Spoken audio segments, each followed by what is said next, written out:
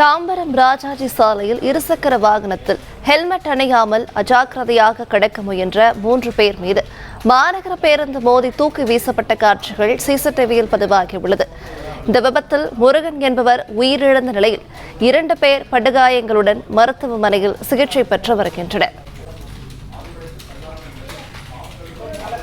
கூடுதல் விவரங்களை செய்தியாளர் வசந்தன் வழங்கிட கேட்கலாம். வசந்தன், வணக்கம். மேலும் விவரங்கள்.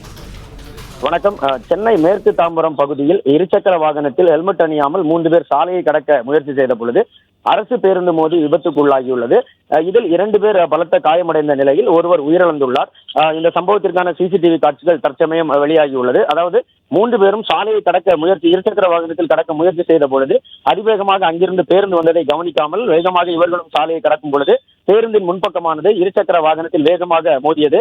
அதிலிருந்து தூக்கி வீசப்பட்ட 3 பேரில் 2 பேருக்கு கால் கைகளில் அடிபட்டது. ஒருவருக்கு தலையில், முருகன் என்பவருக்கு தலையில் பலத்த காயமடைந்து அவசர சிகிச்சைக்காக குரம்பேட்டை அரசு மருத்துவமனைக்கு ஆம்புலன்ஸ் மூலமாக கொண்டு செல்லப்பட்டார். இந்த விபத்தில் சிகிச்சை அளிக்கப்பட்ட நிலையில் அவர் உயிரிழந்து விட்டதாக மருத்துவர்கள் தற்சமயம் தெரிவித்துள்ளனர். மேலும் 2 பேருக்கு தீவிர சிகிச்சையானது அளிக்கப்பட்டு வருகிறது.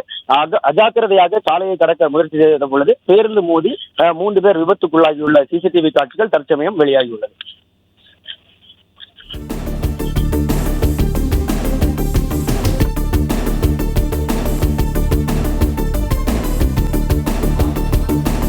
விவரங்களை வழங்கியமைக்கு நன்றி வசந்தன்.